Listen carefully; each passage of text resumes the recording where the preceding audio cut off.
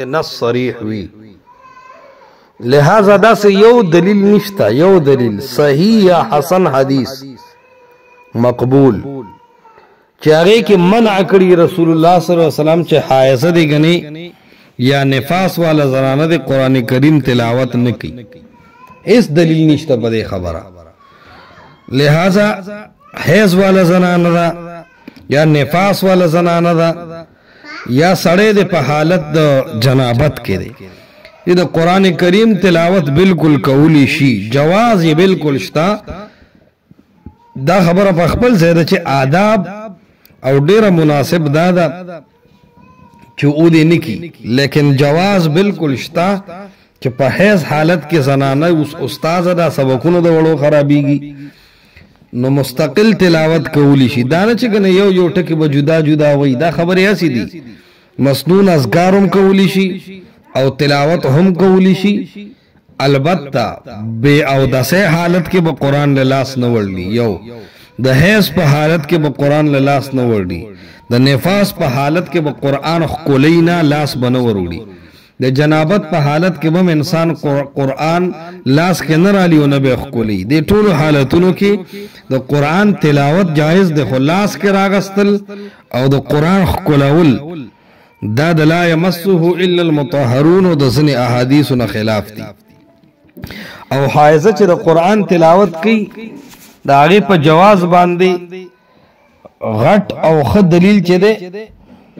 اگا روایت دے چکم صحیح بخاری دا حیض پا بحث کراوڑے دے باب الامر بین نفاسا حدیث نمبر 294 میں کی رازی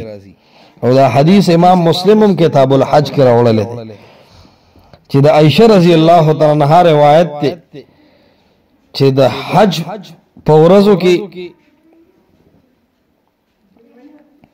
ما تو بھی حیض لگے دو عائشہ رضی اللہ عنہ فرمائی دے حیض بیماری رات رالا رسول اللہ علیہ السلام راتو ہوئی کہ اے عائشہ تا دا حیض پا حالت کی دا بیت اللہ تواف مکوا نور چی صح حاجیان کی نو آغا تکوا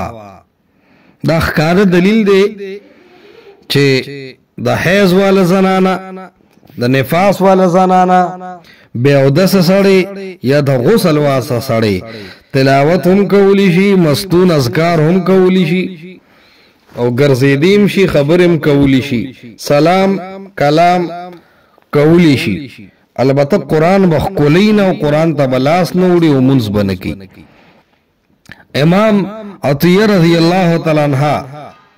ام عطیہ رضی اللہ تعالیٰ عنہ اگوی چی رسول اللہ علیہ السلام خدا حیض والا خضو تا حکم کرے دے چی تاسو عیدگاہ تمزے او دا روایت موجود دے صحیح بخاری کتاب الحیض کی او باب پہلتا امام بخاری تڑی باب شہود الحائد العیدین 324 نمبر حدیث دے امام مسلم صلاة العیدین کے دا روایت ذکر کرے دے 890 نمبر دے پا مسلم کی ندا امی عطیہ رضی اللہ تعالیٰ عنہ چی نبی علیہ السلام آڈر کرو چی دا اختر پورس دا حیض والا زنانا دا نفاس والا زنانا اگر چی دا بیودسی دی او پا حیض کی دی خودی تیویلو چی تاسو بالکل لاڑش عیدگاہ تا او دام پا دی حدیث کی دی دا مسلم و دا بخاری حدیث کی چی خلق کلا اللہ اکبر وینو تاسو سر تکبیرم وائے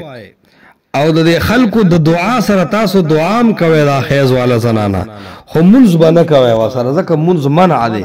منز دا پار طہارت او عودت ضروری دے نو عرض دا دے چی دا کم احناف ہوئی چی یر ٹکی ویلاس کے راغستی ہو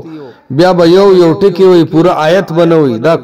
ٹول تکلفات دی دا سی یو صحیح حدیث نشتا چی دا غینا سوکدا ثابت کی چی دا حیض والا خزید تلاوت نکی